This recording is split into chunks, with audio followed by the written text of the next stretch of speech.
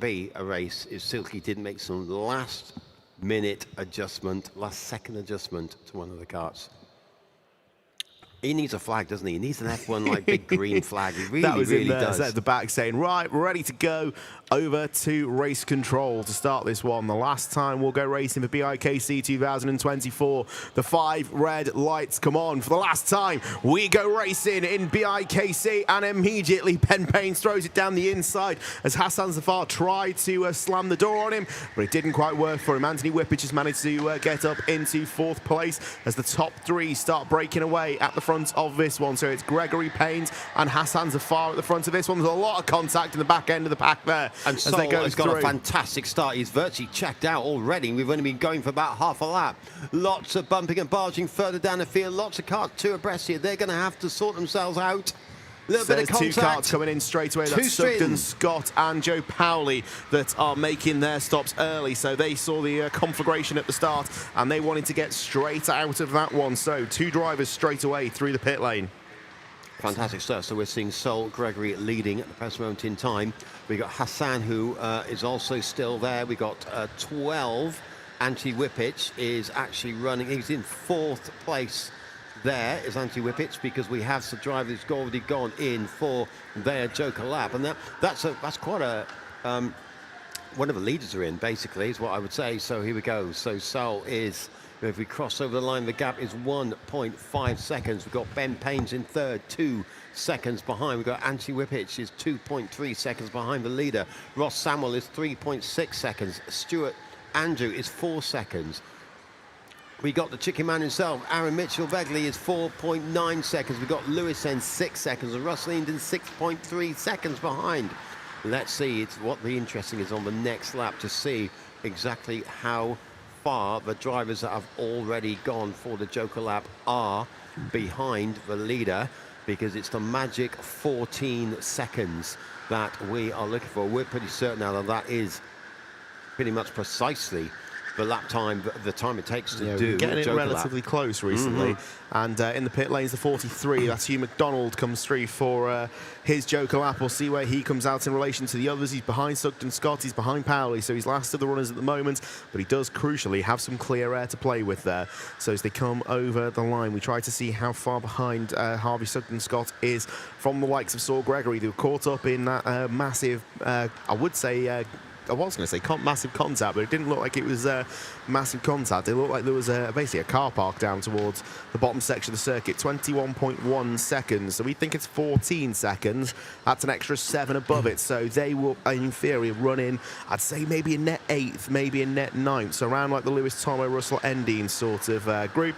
Out in front, Saul Gregory is 1.9 seconds to the good over Hassan Zafar and Ben Paynes as they go through the top end of the circuit. Paynes having to deal with Anthony Whippich in 4th place, with Ross Sandwell and Stuart Andrew right under their rear bumper, but controlling the pace at the moment is the number 2 of Saul Gregory, now just over the 2-second mark as they go up onto the ramp for the 4th time of asking in this 20-minute race.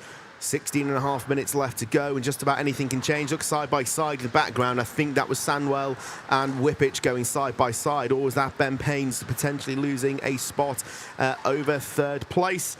Down goes Gregory, down goes Zafar. Who comes down first? It's Ben Paynes comes down the ramp first, but with a bigger gap over Anthony Whippich, with Ross Sandwell and still Stuart Andrew tucked up under the rear bumper, with Aaron Mitchell-Begley starting to fall back a little bit here. And maybe that extra drag from the helmet cover isn't quite helping in here, because Lewis Tomo is right on his rear bumper, and sure to think if there is a gap, Tomo will find a way through it. Now the key here is that Sol is the fastest driver on track. He's just gone round in the fastest lap of 51.866, which means it's looking good for him because he's in the lead, so he has to have a clear track, and he is performing the fastest lap times. So it's all looking good at this point for Sol Gregory, and all those drivers that have gone for the stop or about to go for the stop.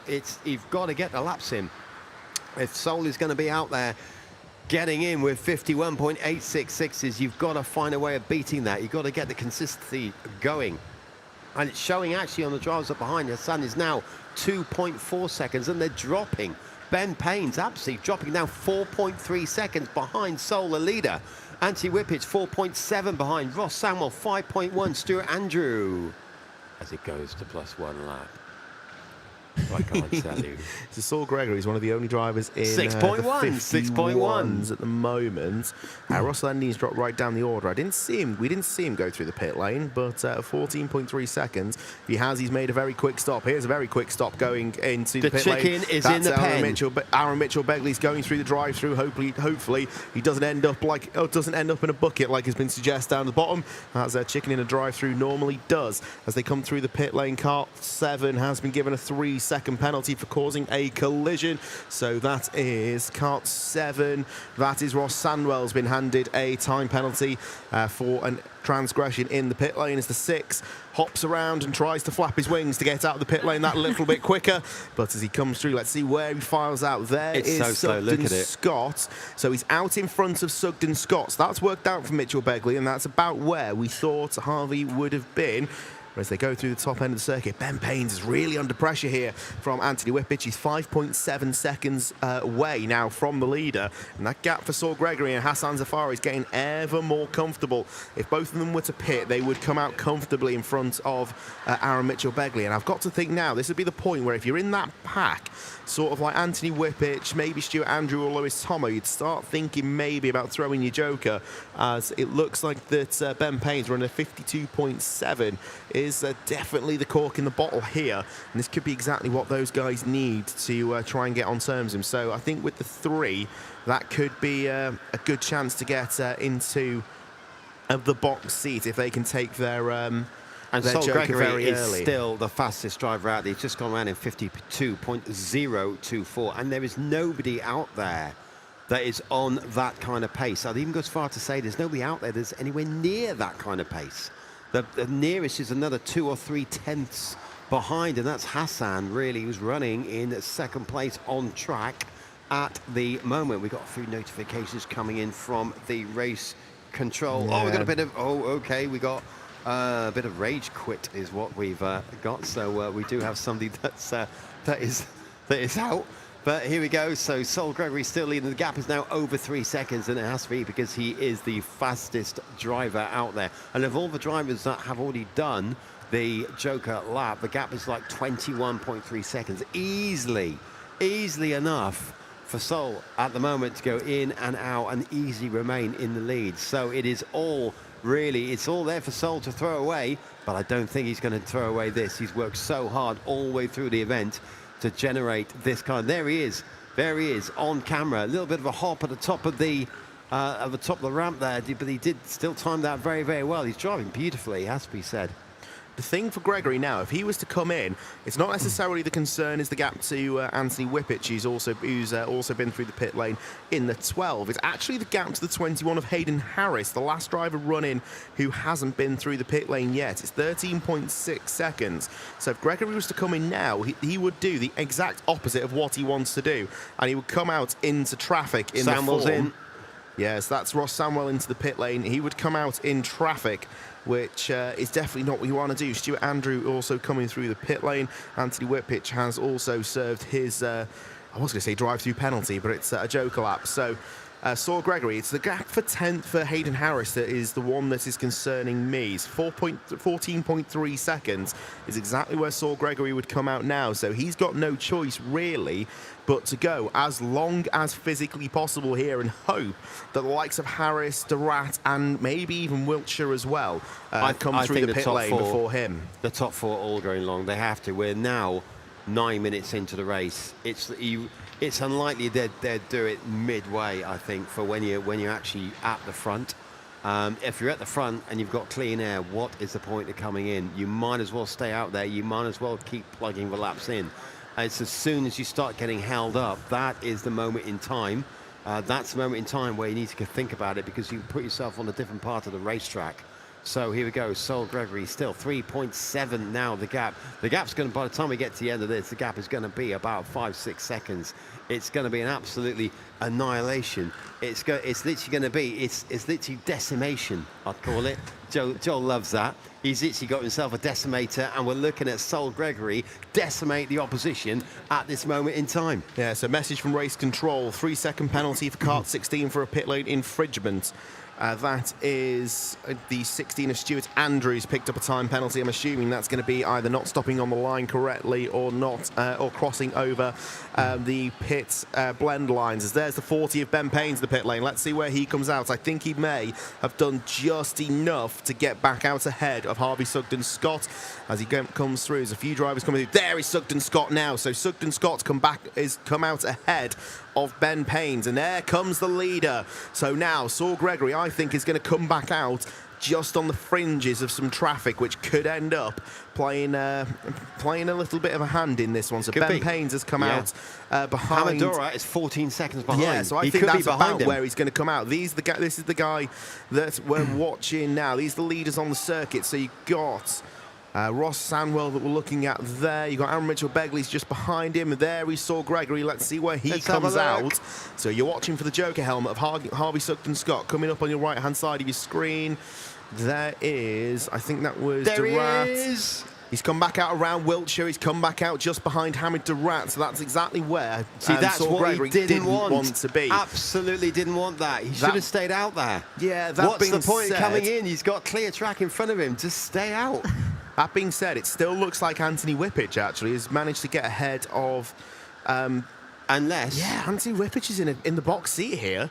I tell you what, this could really change things, because if he gets stuck, if Sol gets stuck for a number of laps here, okay, and he easily could, because there's two drivers in front, not just one to get past. This is going to bring all the others back into play, and especially the drivers who still have a clear track in front of them. This is definitely one of the best parts about the Joker lap, is not only is it difficult for the drivers in front and behind, but the midfield too. You've got so much to think about when you want to come in. Obviously, the situation on track and how it unfolds, reading everything on circuit, along with being consistent on track. This is really not helping Saul Gregory. It's not, because these drivers are battling. Wiltshire and Durat are fighting, and they're more than welcome to try and do that. But all this is doing so far is going to play into the hands of Hassan Zafar. They're lapping about 0.8 of a second each lap slower than the pace. So Hassan Zafar is 11.3 seconds clear at the moment of Saul Gregory. If that comes down much more and ends up around the 14 Gregory is gap, throwing this away. Yeah, it could end up that Saul Gregory ends up in a very precarious situation as Mitchell-Begley goes to contact. Mitchell-Begley tried to go down the inside of Anthony Whippich. He backed out, but that allowed Harvey Sugden-Scott to get past the chicken driver. And you could almost say he had to chicken out of that move, otherwise he was going to go for a slam dunk penalty. We've been waiting for an opportunity to say it, and now he's given us the chance to. But the bits that we're going to have to watch is the gap between the 17, which is Hassan Zafar, who goes over the line now, and Saul Gregory, who's in P5. The key is Hassan's not fast enough at the moment. He's going around in 52.6. He needs Gregory's lap not times much faster than that. Gregory's a 53.1. So Hassan's running 52s, but Gregory is still slower than that, because Wiltshire and Durat are fighting like cat and dog up at the front of him, and they're still staying out. Sol is losing half a second a lap. At the moment. The guys behind him at the moment, unless they really start fighting, I don't think are going to be a massive factor in this race. That being said, as soon as I say that, it looks like Ross Sandwell is starting to make inroads into there. I'm pretty sure Sandwell is carrying a time penalty off the top of my head. I didn't note it down before it dropped off my screen. But as they come through the top end of the circuit, Anthony Whippich and Harvey Sugden-Scott are fighting very closely. Got Aaron Begley just behind him, with Ben Payne's just Whatever behind happens, them. Hassan needs to stay out. He needs to stay out as long as he possibly can. Yeah, that's the only way. I think that's going to be the strategy here, because he's got clear road and he's running in the 52.2s. Gregory comes over the line 52.6, and he's 12 seconds further back, so he's still got 2 seconds in his pocket. But that gap was 10 seconds when he came out of the pit lane, so it's definitely not going the way that Saul Gregory wanted in this one. We still believe that Hassan Zafar and Lewis Tomo, Tom Wiltshire and Hamid Durat all owe us pit stops based off our maths here, and they're going to leave it very, very late as we get towards 5 minutes to go. There is Hassan Zafar, so there's the 17 coming through the pit lane. Oh, and I think he's made a mistake what happens here. Yeah, I think he's made a mistake. Yeah, there they go. Saul Gregory. He's definitely closer than he was, but with the fact that those guys are fighting now, this could bring Hassan Zafar straight into this, because Gregory has not been able to clear him, and we've seen that Hassan Zafar does have a good turn of pace. So inheriting the lead on the circuit is Lewis Tomo as he goes over the line, and then it is the fight first, second on the road, but the lead overall between Saul Gregory and Hassan Zafar, that gap is exactly 3 seconds over the line. And now this has swung back for me, back over to Saul, if I'll be honest. That was the biggest challenge, because there was 2 seconds, but Hassan was lapping faster, and with a clear track and 5 seconds, he could have potentially got into the lead. Yeah, but he's taken his Joker lap, and that's still not gone. over here, though. It's still not over here, so Hassan hasn't got that tool to him. However, the 2 people who are potentially going to decide the fate of this championship are the 2 that are in front of Saul Gregory, because they are not lapping anywhere near as quick as Saul Gregory can on his own. So Tom Wiltshire and Hamid Durat, we saw in the juniors that I was going to call them back markers, but they're currently running 2nd and 3rd on the road, factored into the result in the end. And this may end up happening again. You see Hassan Zafar is really closing now. That gap is down to about 2.5 seconds this time around. Wiltshire and Durat are fighting tooth and nail at the moment. It's a great fight between the 2 of them, but Saul Gregory is sat behind thinking that this is absolutely crucifying his chance of a championship. Is 0.4 seconds a lap faster because he is closing. So that means, let's have a quick look, that it's going to be 3 laps. So that's going to bring us to the last minute, potentially, of the race. But of course, let's not forget that the drivers out there have got to go and take their Joker lap. Yes, there's still 3 drivers to take their Joker laps, and Saul Gregory is being really held up here as Hassan Zafar is entitled to defend him. They're not being lapped, but look how much quicker Hassan Zafar is at the moment. This is going to come right down to the wire. Saul's thinking, why did I bother? Why did I come in? I had a clear track. The gap has halved over that last lap alone, because Wiltshire and Durat are fighting like tooth and nail. Hand in the air. There goes Wiltshire. There goes Durat. They've released him at the right sort of time. 3 minutes remaining. Look how close these 2 are at the moment. Saul's been released at exactly the wrong time. He wanted to get out with some clear air. He spent 2 or 3 laps behind traffic. Is this going to be what decides the fate of the heavyweight British Championship? There's 2 drivers within a shot of doing it. We still have Lewis Tomo, who owes us a pit stop out in front. So the championship fight now comes down to the 2 drivers that are on our screen. You see the 9 and the 14 of Hamid Durat and Tom Wiltshire taking their Joker laps. They're going to filter out, I believe, just around where Ben Paynes is now. So they filter out around about, that looks like Joe Powley in there at the moment. Now, it was just behind Joe Powley off the top of my head there for Tom Wiltshire and Hamid Durat just that little bit further behind, but 2.5 minutes remaining, and look how close those guys are. Saul Gregory's going to look over his shoulder, and he's going to see that Hassan Zafar is very, very close. The first lap that they've done with the drivers away from them was advantage to Hassan Zafar still, a 52.7 versus a 52.3. Having said, Saul Gregory does have the fastest lap of the race overall, a 51.866. So he definitely has a turn of pace in that biz kart. Whether he can dig deep and find something in the last 2 minutes is going to be the challenge here for Saul Gregory. I think we're coming around to start potentially the final lap of the race. And so it's going again. We've got a lot of drivers there that have, or 2 drivers that have, 1 driver, Lewis, that has not taken the Joker lap. So actually the real leader out there is the driver kart number 2, Saul Gregory. He is technically leading because he has done the Joker lap. He has gone with the rules of what we have. Hassan is right behind and is half a second behind, and it's now or never. But we have a battle that is bumper to bumper right in the final, the absolute final stages of BIKC 2024. Can Hassan do anything, make any move in the last lap? Here we go. Here we go. So And yes, 3 is in, so Lewis does make it. He does. There's a red at the end of that. It's a red light. Wow. Oh, and that's why. That's Joe Powell. He's buried it in the barrier at the top of the ramp. And that was the last driver in the pit lane making their Joker that we believe. And the driver's going to have to jump out so the marshals can recover us. Declare this. I'm sure they'll be thinking about it, because there is seconds, absolute seconds left of this race.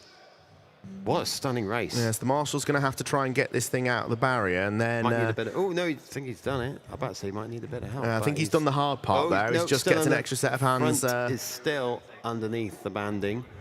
He's going to need, look at that. It's going to need a stronger marshal. There we go. There you go. That's got that one out. Now the sorted. question remains: the last kart was in the pit lane, serving their Joker lap. So, Oh goodness me! Yeah, it's a red light, and but with only seconds left, here's a big call for Wolfgang Amadeus Hislop. We can't regrid for about what 30 seconds. yeah, it could Unless end up we as a restart regrid. with about 2 minutes remaining. We just keep our Regrid eyes on for a race one-lap control. shootout. 56 seconds is left on the clock. I am informed. Here we go. Let's see what race control is going to do. This is the last This is thing one of they the most need. interesting things that could have happened. This is the last thing they needed for right at the end of BIKC 2024. But it's never over until the checkered flag falls. Why and we do I might feel still like- have a sting in the tail. Why do I feel like we're back in 2021? Yeah, remember it? Yeah, absolutely. Why do I feel like we're back in 2021 watching the Formula One? A very late challenge that.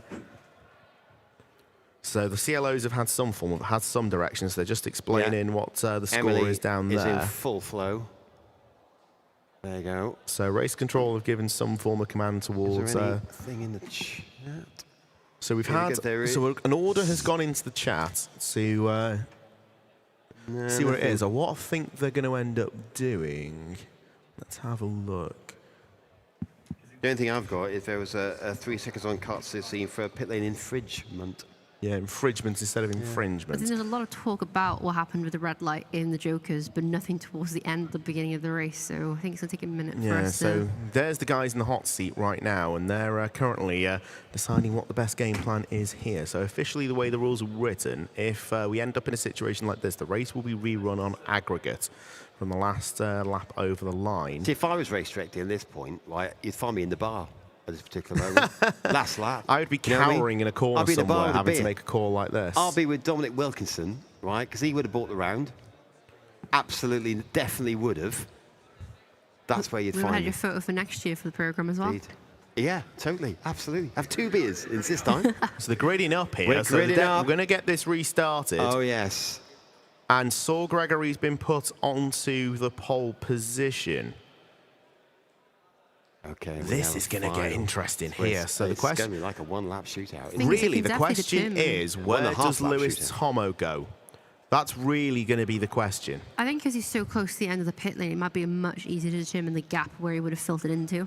Yeah, so looking at the timing tower that we've got there, we think it's about 14 seconds. That would stick him just in front of Anthony Whippich in 3rd place, would be my best guess. And it looks like the RDs seem to agree with me, which could be dangerous. Okay, here we go. We're just sorting out the order. We're not getting much communication, but they would have their. I think they're a little bit absolute busy trying to make sure the hands people on the full. ground know exactly what's going on, and then once they've filtered it all down to them, they'll filter it back down to us. I think we're in the fortunate position that the majority of the grid had already taken their Joker lap, Yep. and it was only just the one driver who hadn't. So Safar has been put back into 2nd place, or is this?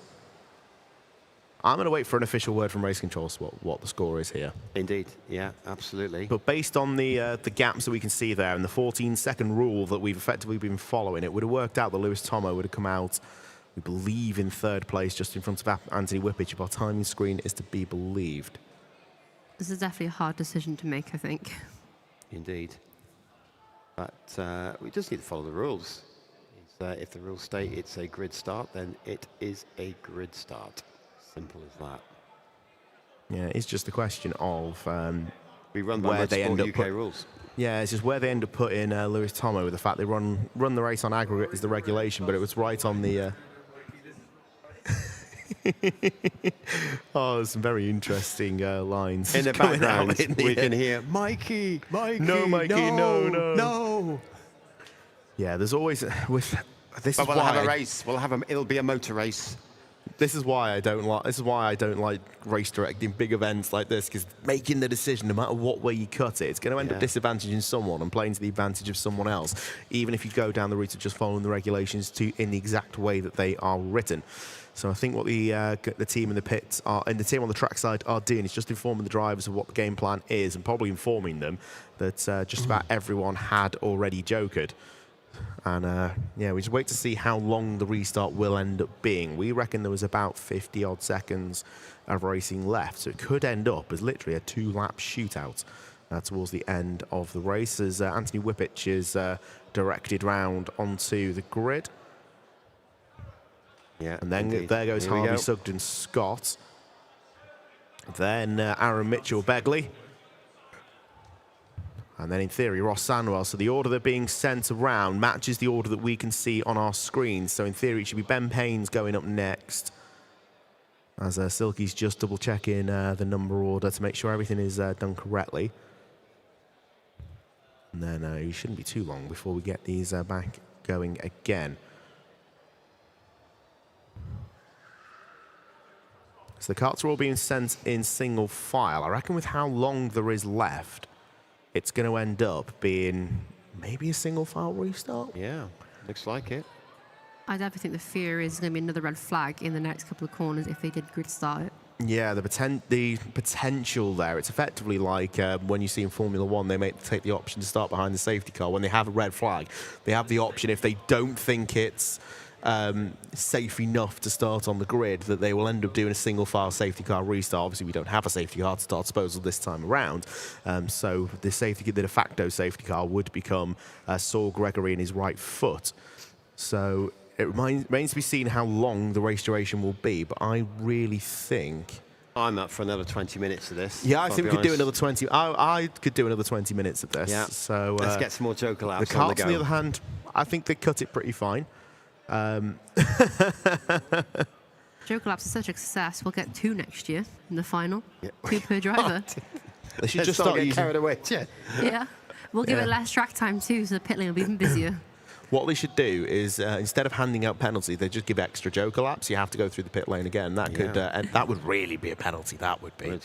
I know in the local finals it was all stop-go penalties. There was no times added on. It was all black flags and stop-goes. So yeah, it was a little bit interesting over the course of it.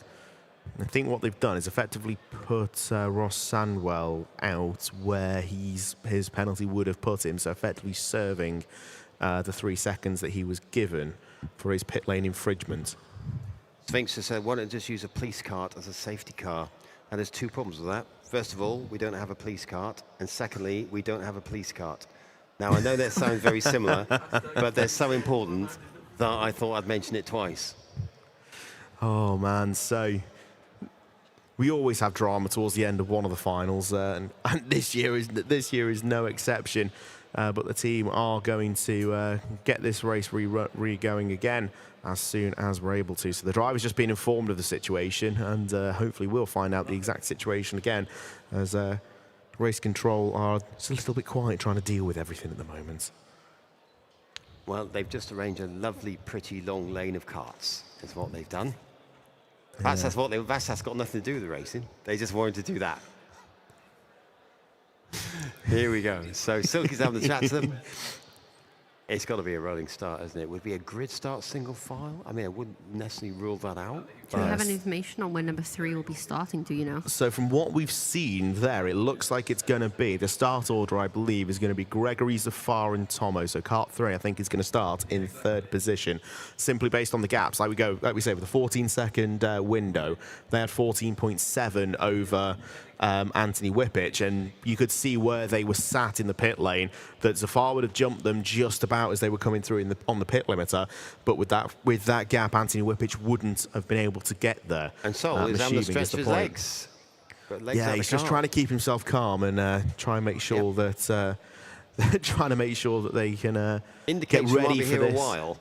Yeah, just getting themselves ready for this one. I think they're just dealing with maybe a few issues, making sure race control are happy that the regulations have been applied correctly, and then as soon as they're happy, we'll get this going. Someone's suggesting there, put a cadet cart out on speed 4 and let them lead them away. I think that could be chaos, and the question then becomes, who drives it? Indeed. Yeah. Who can fit in it? Oh, dear. Right. Okay, Emily's having a sit down. Silky's showing off his flagging skills. Big shout out for Silky and Emily. We can see them on the live stream. They have been absolutely brilliant. Yeah, the team as a whole have done a very good job so far this year. It's been It's like been Emily, good fun watching this. Emily brings the drama, and Silky sorts the drama out. I definitely think John has had the hardest work of them all, watching the stop line.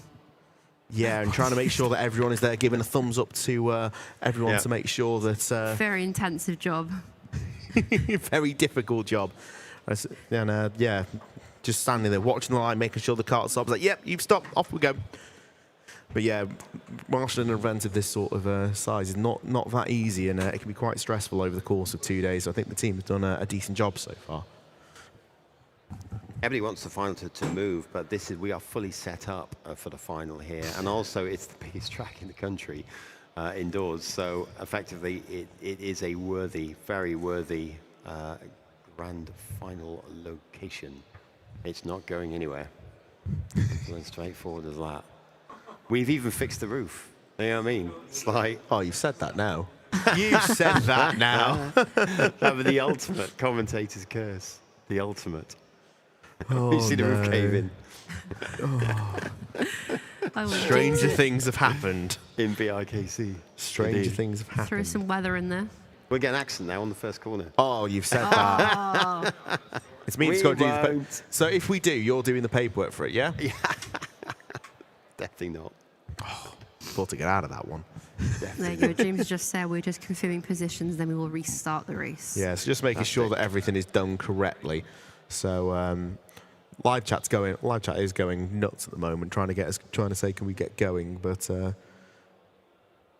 Someone is saying how heavy is heavyweight. The weight limit is 85 kilograms plus, so that's how heavy the drivers are who are racing now. yeah, down 5 kilos from last year, so just a small change. That's why we've seen different drivers moving around in categories, and why in the middleweights it ended up that we had both the defending middleweight and the defending lightweight champion on the grid at the same time, because the lightweight category went down 5 kilos as well. So Francis B is saying, I honestly think I can win next year. People say I'm the quickest middleweight at Preston. I've also drive at Liverpool and Victoria. Almost every member event I get a podium, even at tracks which are new to me. Get in there, Francis. Get in Selling there. Get yourself to us. practicing. We'll be watching out. We'll remember that. yeah, We'll be watching out BIKC is a next year. competition that can basically be summed up in a few words. It is come and have a go if you think you're fast enough. Indeed. I think what we should be doing, we should be asking the chicken here what to do. He's having a deep conversation with them there. He's probably trying to find out what the 11 herbs and spices are. See if we can try and take that up into the fuel bar over the next little bit. I've been tempted to start calling him the Colonel as we've been driving around. I'm surprised we haven't done that one sooner. Oh, that's a nickname. He did enter this. He got robbed in locals, came 9th. Okay. So, but a shout out, yeah, brilliant, no problem. Thanks for the shout out. We love giving shout outs, it has to be said. So suddenly there's loads of comments absolutely flying in. Look at that. Never been so busy. So here we go. Thank you, Ben, for the shout out there. I appreciate that, of course. Can we do the locals as well? God, that'd be a lot of commentary, wouldn't it? That is That'd 36 local finals. You'd Oh. have to run. Imagine how long it would take to run that, because the local finals themselves all run at every track at the same time over the course of 2 days. So could you imagine doing 72 days of commentary just for the local finals? Indeed. If you do the locals, you've got to do the regionals as well. There's another 18 days of regionals. Yeah. We'd have to start the local finals in like March, and we'd still end up finishing off in November. Cartdemonium says, I'm literally sitting on the edge here. We all are. We all are. Even Silky is on the tyre barrier. Silky the sat on the edge of the barrier. Silky is on the edge of the barrier. That's how Silky operates, though, if I'm being honest, on the edge. Okay, let's have. That's a great point from J-Met. Cold tyres going to be interesting, just to add an extra element into what we're doing here. They won't exactly know precisely how much grip they're going to have. They'll surely have a formation lap. Yeah, I think But, at least if this does go for a single file start, then which by looking how the carts are sat up on there, is probably what the case is going to be. It's going to end up I've got as, another shout out from Will, actually. Well, give me a shout out to the Castleford Sea Cadets who were out on parade today. They have helped raise over £800 for the Royal British Legion, and Will is really proud of every single one of you. That is my absolute pleasure, Will, to do nice, that. well done. Okay, here we go. So, what are we waiting for? Well, we've got to get RM. That's not me. That's like, you know. We've got to get it right because this is a Motorsport UK backed event. So we can't just go, hang on a minute, who's where? You'll do, let's go. We have to be absolutely 100% certain. Is that race director Darren Pawley that's ventured out onto the grid there? That is Darren Pawley. He's ventured out onto the grid there just to say what's going on to the drivers and answer any concerns they may have. Imagine walking all that way just to say one thing to the pole driver and walk all the way back up. There we go. There's an idea there. What we should do is get everyone together and have a game of Uno to decide the championship. Cut Demonian says, hey commentators, we're doing an 8 a.m. 50-lap race at Sheffield. Fancy commentating. We'll get back to you, I think. 8 a.m. Yeah, 8 a.m. 8 a.m. 50-lap race. Oh, I think I've got to go water my curtains that day. Don't call us. So, we'll call you. yeah, I don't think I'll be able to do that one. Water your curtains. What does that mean? But James Hedson over there will do it for absolute certain. Yeah, I've got him lined up straight away for that. He'll love it. Yeah, we'll let him know you're coming, and we'll make sure that that's done for you. Here we go. Right. Wouldn't be a TeamSport member, so it's fun good the whole bit. We do a bit of faff in BIKC, don't we? There have been events that have ended a little bit like this, but there's drama coming. That's the thing, because it's going to be a shootout. There's drama on the way. They've been caught flapping. Flapping, yes, Jen. Can we shout out to, what's it, Perico Karting? We can, if I pronounce that right. Yeah, you got that one right. No problem at all. Yes, we can do that. Any other shout-outs? No problem. Don't be afraid. Have the carts run out of charge yet? They're fine because they're not moving. they don't use any charge when they're stationary. Unless they maybe listen to some music or something, or they got the aircon on. Could happen. Unlikely. Right. Shout out to Tom Gibson. With sort of nonsense for 9 hours. Well, that's what we've done. Yep, all of us. That's pretty much exactly what we've done. There is talk absolute nonsense for about 9 hours, and at times there's been some racing on as well, and we tried to sound vaguely intelligent. Right. Race control says a picture, which is the running order on the TV screen that we have. Let's see if it's different to what we've got.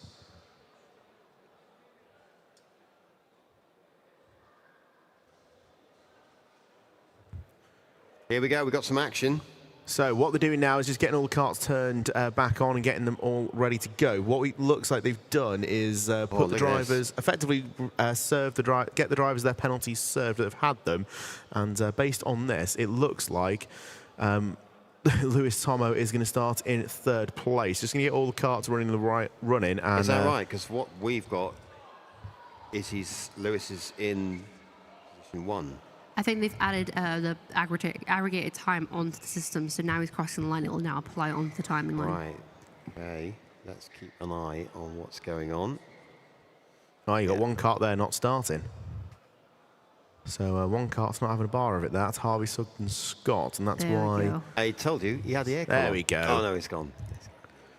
There we go. So what they're going to end up having to do now is get all the drivers round and get them all back in some semblance of formation. That being said, Saul's up on the top of the flyover, and the other guys are just coming off the start-finish grid. Look at that, Oscar Wilson. Shout out to the TeamSport Reading Marshals. Yeah, why not? TeamSport Reading. Yeah, we've been on in the bars in many of the circuits as well, haven't we? Definitely. So we've got some updates from race control. So we're going to regrid according to the order, and that was on the live stream just then.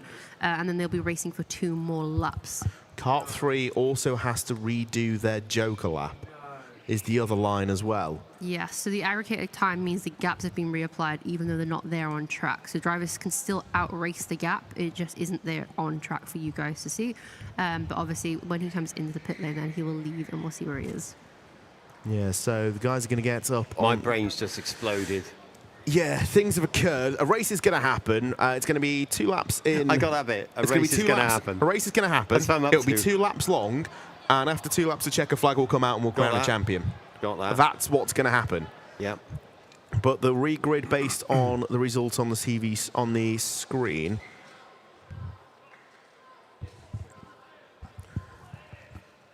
So effectively now. Oh, we've got all the tracks now. Gary Jones, a shout out to TeamSport Crawley, of course. Hello, TeamSport Crawley. No Crawley, well. Right, here we go. He's Now been we one of get the to tracks. see the aggregate times come back into effect. So Tomo's going to start on pole, but effectively he's going to keep the gap that he had last time over the line. So that 7 or so second gap that he had, he's now got that in his back pocket. Everyone else is racing for keeps. But the interesting part here is going to be if Saul Gregory can get the kart off the line and cover off Hassan Zafar on the inside. Yeah, That's going to be a question this time around. It's going to be a standing start. It's going to be 2 laps to decide the champion at the end of this one. It's the infamous second place. Yeah, He's this is have going to be back interesting very, here. very well here. This This needs is going to be the start very, of his very lifetime. interesting. So for right now, Lewis It hasn't Tomo, gone well for P2 all day. So Lewis Tomo's goal now is he has to get away cleanly, and he's going to have to drive the lap of his life as he comes into the pit lane to serve his joke lap, remembering he does have that 7 or so second gap. So wherever he is on the road, he'll actually factor in the result 7 seconds further than that. Saul Gregory, who's led the majority of this race, is going to start from second position. Looks like the marshals are happy for where they are. We're going to be watching the lights. I hope you at home have a seat for this one. Don't worry, guys. You're only going to need the edge of it. As This we is watch box for office. the red lights to come on for the final time in the BIKC National Finals. We have got 2 laps to decide who is going to win the championship in the heavyweights. The command has been given to race control, and as soon as race control are happy, we are going to get this going.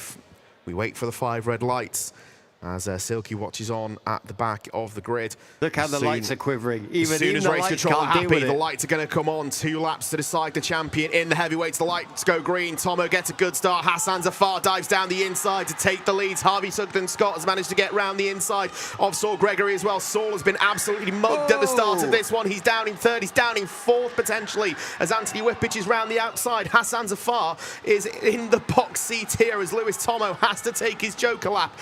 He's going to have to do it probably this time round. It's going to have to be the lap of his life. He's going to lose about 14 seconds when he does come into the pit lane. He does now, releases Hassan Zafar and Harvey Sugden Scott into the lead of the race. And suddenly Saul is just looking at a podium place as opposed to a win that was on the cards only a few laps ago, but about 20 minutes ago. It's all in the hands of Hassan Zafar at the moment with Harley Sugden Scott 2nd, Saul Gregory 3rd, Anthony Whippich is in 4th.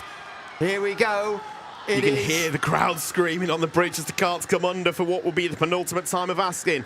As the 3 kart comes through, he's going to filter out right to the back of the running order. But remember, he has a 7-second advantage in his Gregory back pocket. Doesn't even have the pace. Gregory's in 3rd place. Is absolutely nowhere here. It is a 2-kart fight for the fight to the championship. Hassan Zafar punches the air. He's a lap early for celebrating. He's got 1 more lap to defend from Harvey Sugden Scott as Saul Gregory, who put in a fantastic fight, is closing back onto the rear bumper as Hassan Zafar defends for his life. This is going to require a massively decisive move from Harvey Sugden Scott if he's going to take the championship away from Hassan Zafar. But remember that Gregory and Whippich are there to pick up the pieces if this thing does end up going awry. They're just a couple of corners from home, down the ramp for the final time in the BIKC in 2024. A look over the shoulder. Harvey Sugden Scott is nowhere near making a challenge this time. Defensive from Hassan Zafar. He turns through the first hairpin. He defends into the second one. He's had this one gifted to him after the red flag as they come through the 3rd hairpin. Hassan Zafar is going to come through the last couple of corners. The checker flag flies. Hassan Zafar is a champion. He wins the British Indoor Karting Championship by 1.6 tenths of a second over Harvey Sugden Scott. In 3rd place is Saul Gregory. What a finish to the end of that championship. What a finish to the end of the day. The red flags played in. The red flags played into it, the Joker laps played into it in the end of that one. That's going to take a lot of unpicking over the course of this one, but at the end of the day, Hassan Zafar is your champion in the heavyweight division. Harvey Sugden Scott comes home in second place. Saul Gregory is going to have to settle for third. Yeah, it was definitely one of the most interesting situations to play out towards the end of the race. Not ideal, but obviously it's racing, it can happen. I'm not really too sure what happened in that situation on the up ramp. Maybe we'll find out in a little bit if it was the driver's fault or if it was obviously a penalty-worthy move. But overall, the Joker laps there played into a massive part of the race. So a message from race control, even though Hassan Zafar takes the flag over the line, a message from race control says the results are not final at this time while they apply the aggregate results. So we wait to see exactly what the score is here. I would not want to be the one up in race control, but as soon as we have word from race control and the aggregate times are all worked out, we will crown a champion. But you can see the guys at the front, they are very happy. But this one currently sits in the hands of race control. It's going to be interesting to see how this one ends up playing out. Our timekeepers are looking into it and making sure that the results are applied correctly as per the regulations. So just to be clear, ladies and gentlemen, this is not a final result. Okay, so these races have aggregate times that have got to be added together. So this is not, okay, a final result. We have to wait and see what comes back from the race directors. Once they have added the two races together, only then will we know who is the BIKC champion 2024. So it is not, don't start celebrating just yet. That's the message from race control. Yeah, a very jam-packed race in that one, and yeah, very hard-fought race. You can see some of the drivers, see how much it means to them to be in this competition. And you can see Anthony Whippich there is just being consoled by one of the CLOs. He put a lot of effort into this one. And regardless of how this one goes, this looks like it'll be his best finish in the national finals. He's finished 7th previously, and on the road there at least, he came home in P4, which, yeah, it's not a bad result there for Anthony Whippich, the Birmingham driver. He's worked quite hard for that one. Yeah, honestly, I'm not too sure exactly what the final result's going to look like. Obviously, we've got to add times together. We don't know what that looks going to look like. Obviously, race control is dealing with that now. So they could get a completely different winner. We don't know yet. Yeah, very tough decision to go. Very tough decision, and waiting for the aggregate times to pop through. As soon as we have confirmation from race control, we will be able to bring you the results, and then we'll be able to bring you the final podium of the BIKC. So far, it's been an absolutely fantastic day's racing. Just very difficult towards the end of the heavyweight final. Yeah, it's unfortunate. Obviously, that it was on the last lap. I think that we shouldn't let that take away from how good the Joker Club has played into racing over this whole event. Obviously, we saw a lot of drivers gaining and losing out on this Joker lap. So, of course, like Jamie Shimon chasing lightweight, gained so many positions to come through third, regained his third place finish from last year. So it does play in massively to how the racing is impacted. It's just unfortunate, like we said, that obviously heavyweights it kind of got overshadowed a little bit by the last lap. I can see some updates going on the screen. So race control are definitely working out a few little points there, but. Yeah, I think we should try and make sure that the results of this one don't end up overshadowing what has been a fantastic 2 days racing that we've had here at the British Indoor Karting Championship Finals. Like you say, Joker laps have played in for the majority of the day. They've been really good on the whole parts, especially like you say, the middleweights and the lightweights as well. It really brought some drivers back into the fight over the course of the day. Yeah, it's unfortunate that we only had one driver not do the Joker lap at all. The irony is the driver who didn't do the Joker lap is the one that was trained by the race director. Yeah, I'm not 100% sure on exactly what went on there. Obviously, could have been just a missed sign, so focused on trying to get ahead, putting the laps in, and just didn't really realise the pits was closing. But it's unfortunate that we had that one driver not stop. So. Yeah, as race control furiously doing maths is not the job I would want to be a timekeeper, but we do have some good timekeepers here. You did the job at the regionals as a timekeeper. You've wore a few hats this year, haven't you? Yeah, so I've done media across the BIKC regionals. Obviously, photos still to come for you guys who are going to ask me. And then I've done timekeeping as well. So I did it on the Nottingham Day 1 regional and the Leicester Day 1 and 2 of the regional. And it was actually great fun. I've never done it before. So obviously, I come from Cardiff, and I have a lot of drivers that I race with outdoors. So I personally don't take a part in BIKC at my home track. But it was my first time actually playing into the operations of the event. It was great. Yeah, I remember doing it myself a few years ago at the regionals, following a few of them round, and it's just an opportunity really to learn the drivers, start seeing some names, and then you start seeing who's practicing, start seeing who's where, and yeah, it gets quite interesting over the course of it. And we've got some very worthy champions to crown at the end of this one. It's been a really good weekend. What's your highlight so far? That's a tough one to say. I think obviously Sherman Chase getting that many positions from the Joker lap has to be one of them. I think the middleweight final as well, how close it was to the line of the exit of the pit lane. Obviously just not knowing when that power is going to come on for the driver to obviously accelerate into the traffic on the track. And I think obviously the defending between Jake Anders and Bobby McGeer as well. That was some really great racing. Yeah, I think for me, the juniors on Saturday was probably one of the best races we saw so far. It came so close to Bobby winning the championship. It's ended up as a very, very closely fought race, and like we say, it's the first time we got to see the Jokers. And yeah, over the course of the day, we also saw a new outright lap record set around here of 50.985 by Jake Anders, who absolutely flew away at the start of this field. Is that a lifetime lap record for Warrington, or is it That just is an all-time lap record for okay. Warrington. So not just a BIKC record, but an all-time lap record. Yeah, that's amazing. Obviously, when it comes to the Joker laps as well, it plays massively into a driver's mindset entering into the grand final.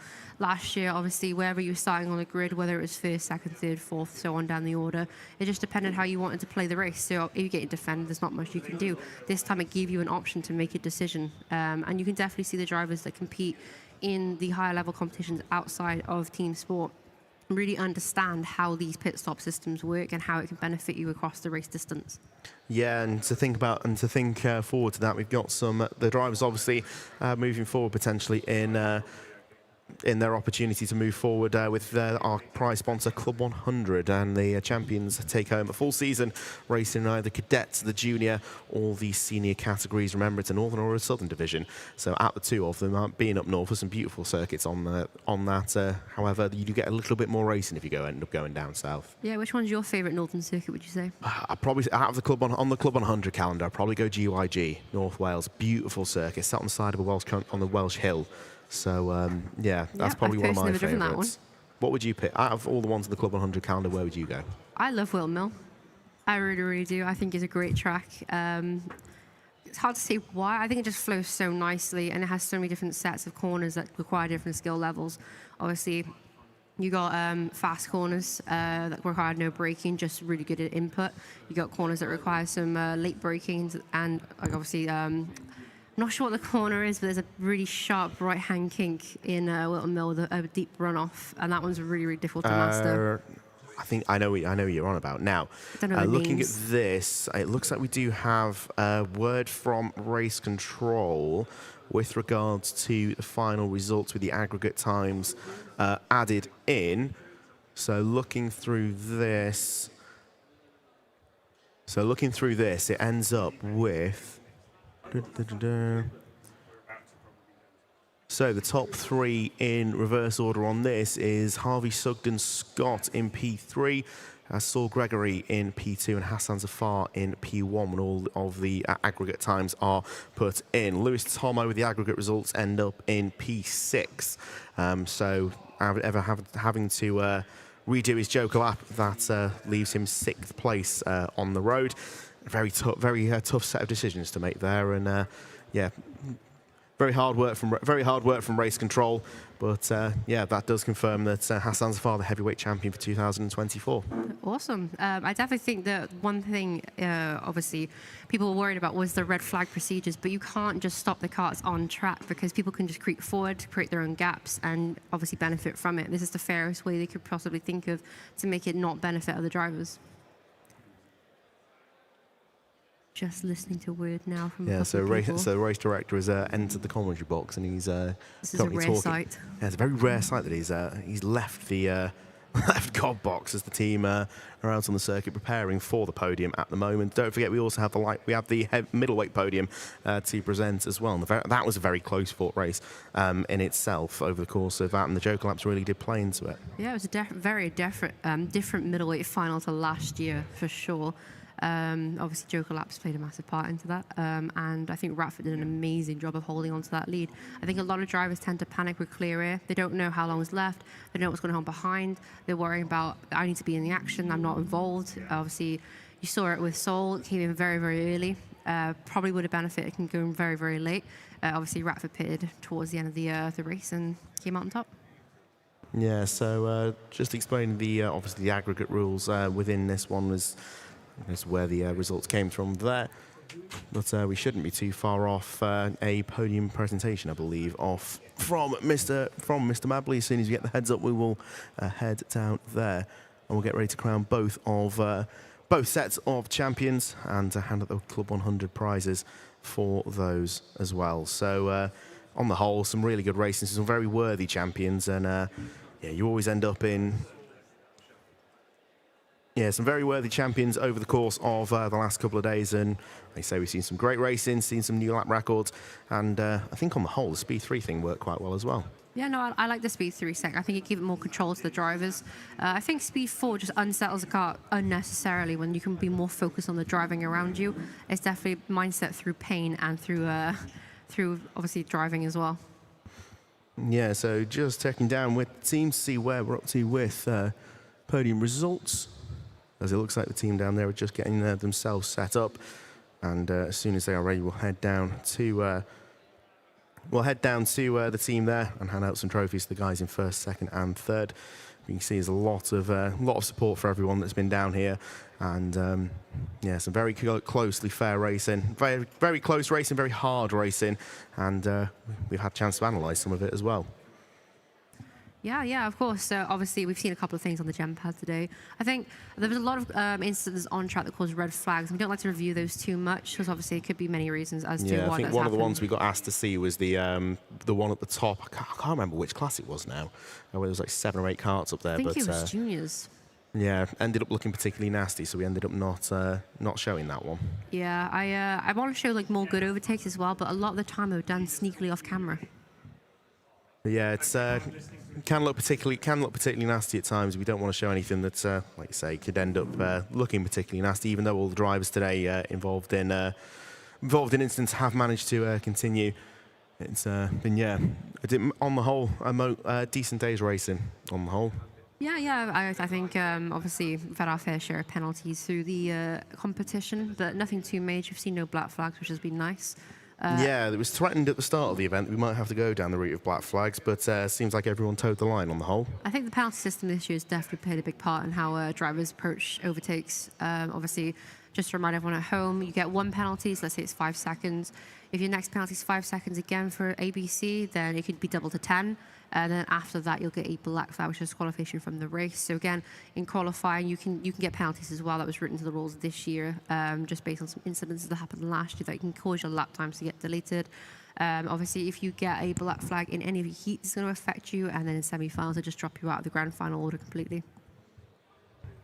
Yeah, some rather interesting tactics at some point that got played into last year. Some loopholes that were closed off in that sense. So yeah, I'm sure there'll be some more modifications to the rules next year as well. It's a growing competition with more and more things happening that haven't happened before.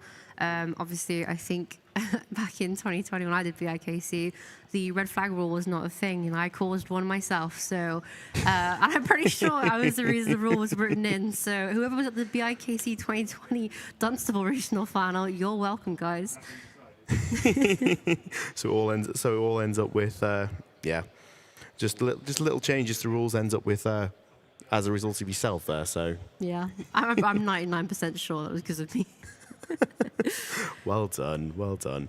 So just waiting on the official world when we'll be able to hand down and get a word from the drivers and go through the podium presentations for the 2024 BIKC Championship. Ooh, we're getting some news, I think, potentially. Might be going to Podium soon. Obviously, they just want to make sure that everything is correct for the drivers. Obviously, again, aggregate time, a lot of maths involved. There's a reason why we're not doing it. Yeah, I have a feeling as well. We've seen protests cause pause in proceedings over the course of the day, so I feel like a few people may have a few issues after there. So a few people asking to see replays of what caused the red flag. We only managed to cut to it with the cart already buried in the barrier, so yeah, we won't can know actually what see caused what that. went on there. We just saw a cart stuck nose first in a barrier that required a driver to come out to get them going, and unfortunately the driver has to exit the vehicle in indoor karting. That is an immediate red flag. Exactly. There's 5 reasons why you'll see a red flag at BIKC. That is, if I can remember off the top of my head, cart failure, obviously medical, driver in the barrier, full track blockage, and I can't remember the last one. I haven't got a clue, but of course that hasn't been, the 5th one has not been the reason. We've only really seen full track blockages and drivers in barriers.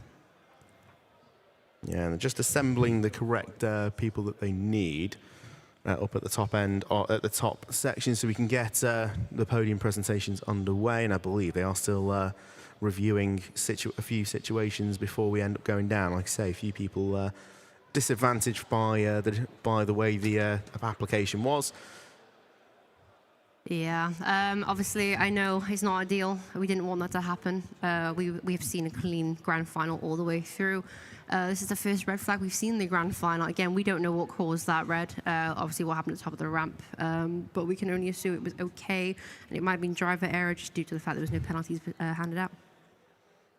Yeah, something they've been quite good over the course of it, and then yeah, as we say, we run to tight regulations. The regulations have to be applied correctly, and once the regulations apply, the result, unfortunately, is the result, whether like it or not. That can unfortunately be the way. As a racing driver, your job is to try and make the regulations work in your favour.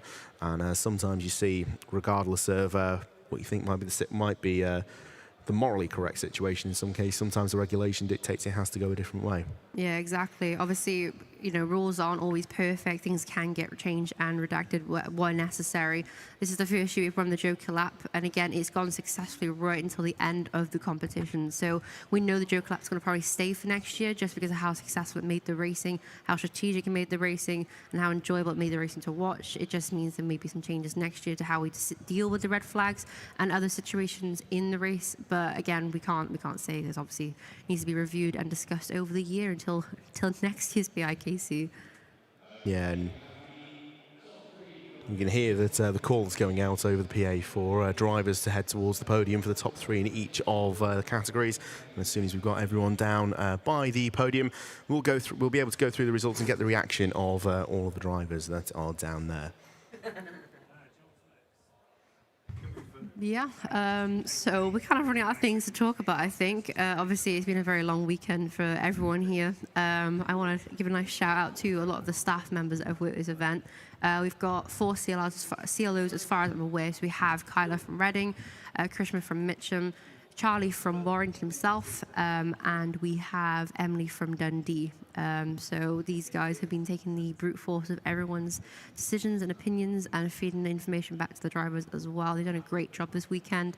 Obviously, Emily filled in for Sam McNally, which was big boots. I think she's done really, really well. Chief CLO, so Sam's definitely some big boots. And that was a promotion happened on Friday evening as well, so bit of a there's surprise been some big boots to fill within some of the teams as well. So yeah, it's been good fun over the course of the last 2 days, and yeah, the team at Warrington and the wider crew have put on a fantastic show over the last 2 days, and yeah, it's very good fun being able to bring it to them. Yeah, definitely as well. I think it's worth mentioning a good shout out to Silky and to Jono as well, who've been working together in VAR and the pit lane. Obviously, we saw Silky lining up the drivers on the grid and making sure they're all fairly placed in their grid boxes. And we've seen Jono vigorously watching the stop line. the Joker lap to make sure it's the most consistent thing that's going to happen here today. Yeah, it can be quite difficult officiating these results, and making sure you've got the right people in the right places are definitely a tough thing to do. But yeah, there's been a crack team around the circuit. Yeah, crack team around the circuit has been looking after everyone, making sure everything's all good. And yeah, it's not going to be long before we get the teams, the guys down towards the podium. As soon as we've got that, we'll be able to hand back over towards the team to hand out the Club 100 prizes, as well as get the instant reaction from drivers of the heavyweight division. Who's waiting? Got some announcements going out around the arena at the moment. Just looking through my little notes here, see what else we can mention. So just a reminder for everyone, obviously full season for first place. Second place gets 2 rounds and the test day as well included in that. They're 2 rounds of your choice if you want to do Will Mill, if there's space, I'm assuming. I'm assuming they're holding them back for anyone who wants to select them. It's 2 rounds for the second place driver and then 1 round into the to the third place driver as well with a test day. Yeah, so just to quickly run through the full order at the end of that one. So it was Hassan Zafar, Saul Gregory, Harvey Sugden Scott. Anthony Whippich does get his best finish in BIKC, finishing in 4th place. Aaron Mitchell-Begley in 5th place, but good results for the chicken helmet cover there. Lewis Tomo, after serving his Joker lap in the aggregate times, ends up in P6, just ahead of Ross Sandwell. Joe Powley, Ben Paynes ends the day in P9. And Tom Wiltshire, Dan Evans, Stuart Andrew, Hamid Durat, Hayden Harris, after some very good performances in the heats and the semis, ends up in P14, with Hugh McDonald, the last of the runners, and Russell Endine retiring to the pit lane early in that one. Ooh, there we go. So let's just see quickly where the highest finisher. Do you know what track Hassan's from? Hassan is officially listed as, I think it was Stockton off the top of my head, which that will be the 2nd championship for Stockton, the 2nd of the heavyweights as well. Third championship, yeah. They got Adrian Ray, Alfie Hill, and himself. Ah, yes, Adrian Ray. What a classic driver he is. Yeah, one of the heavyweights as well. So, yeah, AD Ray is Stockton driver. So that's the 3rd championship for Stockton in that one. Saul Gregory, obviously from Warrington. That was his first time out. His second time out in the BIKC, and that's definitely his best finish there. And then Harvey Sugden Scott, I believe, was a Stockton driver as well, off the top of my head. So again, a double podium there for Harvey Sugden Scott. So finally, after all the results have been resulted, we're going to hand over to Russ Mabley, who is going to run us through the podiums for both divisions. Okay, then, ladies and gentlemen, we have one last thing to do. We need to crown not 1, but 2 BIKC champions of 2024. But before we do that, okay, first of all, let's have a bit of a round of applause for every single driver who took part. The 2 fantastic championships. Really, really good. Fantastic. Okay, right.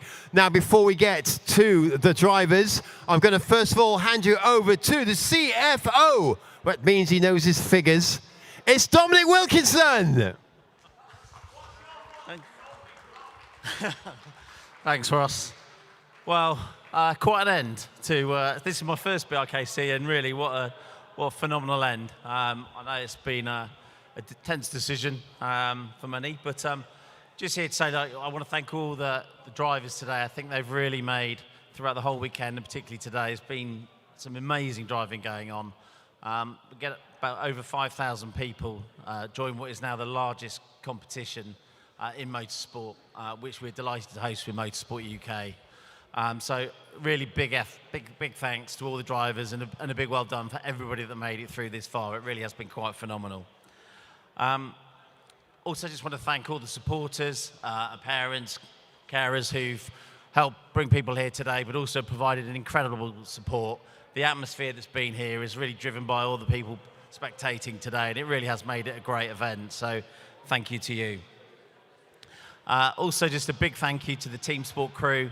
There's a huge amount of work that goes on, both on the day, but also in the background over the whole weekend and over all the heats and through the whole thing. And everybody here from TeamSport today, it's not just people from Warrington, we've got people from all over the business that have come to help deliver a really, truly exceptional event. So well done to them. And finally, just want to thank our sponsors, without whom this would all be rather more challenging. So we've got Motorsport UK, as we say, we've partnered with for a number of years now. So great partnership with them.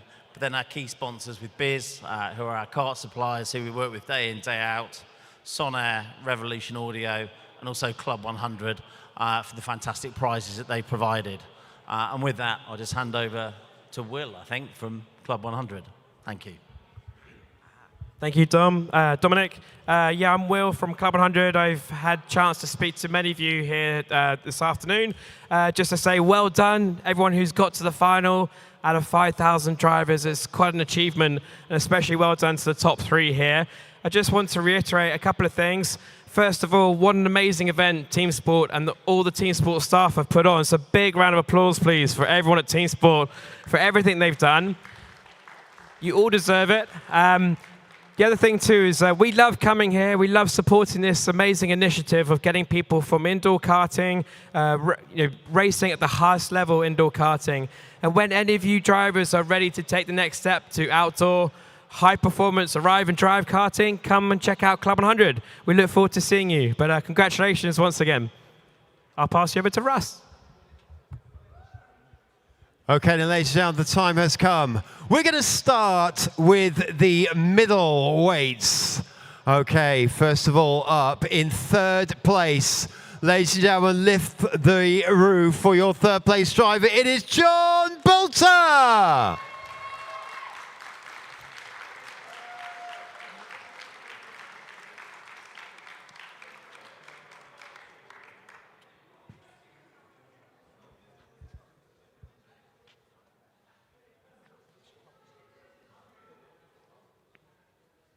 Okay, 2nd place in what was an absolutely stunning race and a brilliant finish. He comes home as runner-up of BIKC 2024. It's Tom Fox!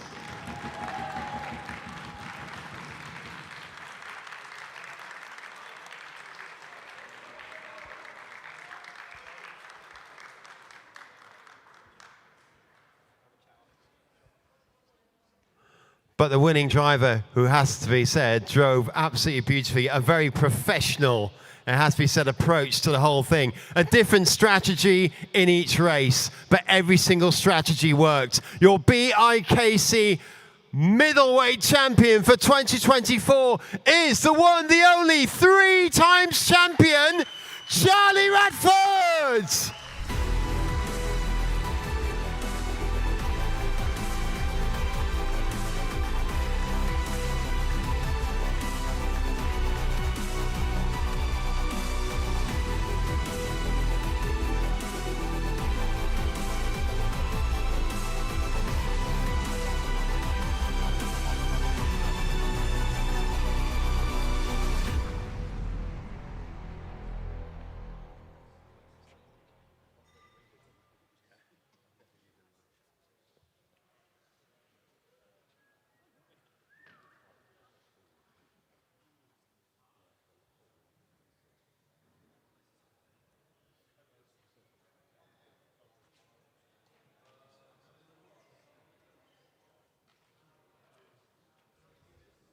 Okay, here we go. We're just going to remove the certificates because there are 3 armed bottles, armed and ready, champagne bottles down there.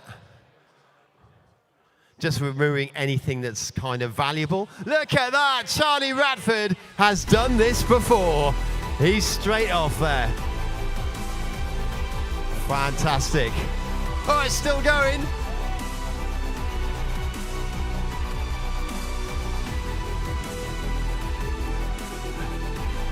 Ladies and gentlemen, your middleweight podium for 2024, and Charlie Radford, middleweight champion.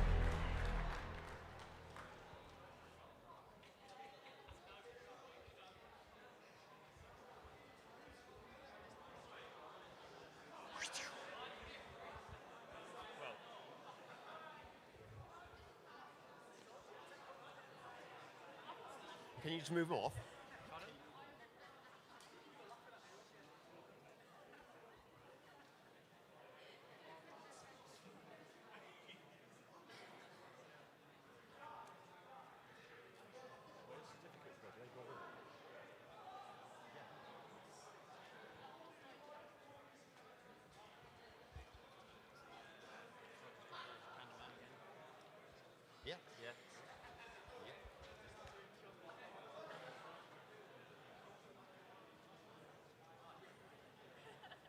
Okay, we're going to move on to the heavyweights, and quite a controversial final, but we have to follow the rules. That is what we have to do, and we have a fantastic podium.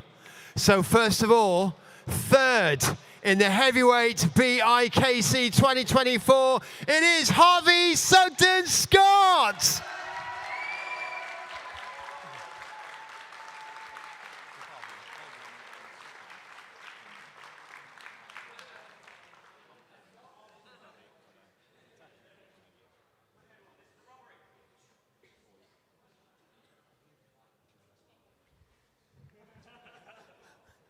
Okay, here we go. We're into the runner-up. And later, we need to lift the roof for this next driver. He led all the way. He did the Joker lap, and we thought he might have messed it up, but he came back out. But then we hit the instant at the end, and we had to do an aggregate of the two races. So in second position, Leighton, it is Sir Gregory!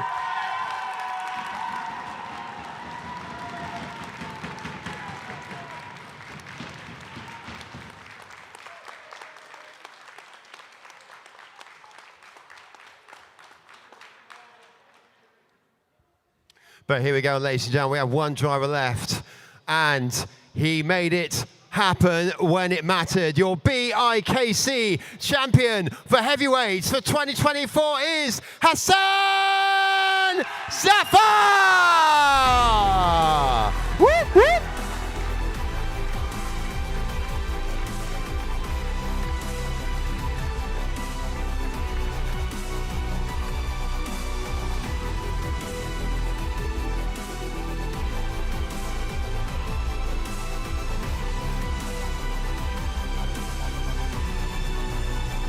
Here we go, we're just going to do a little bit of paparazzi.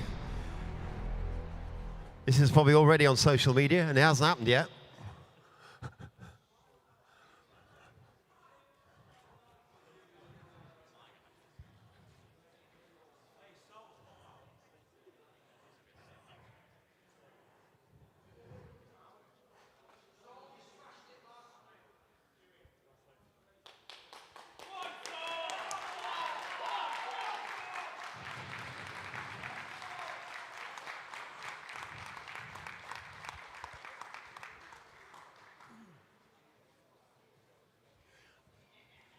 Okay, ladies and gents, here we go. Those champagne bottles are armed.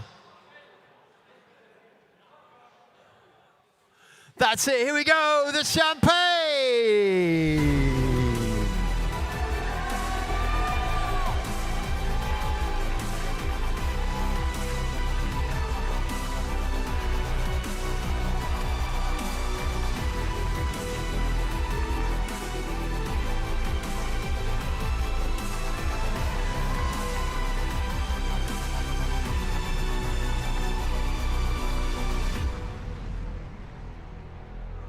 Okay, ladies and gentlemen, one last round of applause for your podium for the heavyweights 2024. And now we're going to hand straight over to your hosts, to Will, to Lex, and to Akil. Whoop, whoop. I knew that was coming. What a weekend. Massive round of applause for these guys, everybody involved. What a weekend. It's been awesome. I don't know really what else to say other than we can just go to the pub now, I guess. That's it. One thing to say, Lex, I guess. This has been BIKC. You guys have been phenomenal. And we'll see you in 2025. Wow, yeah. See you next year.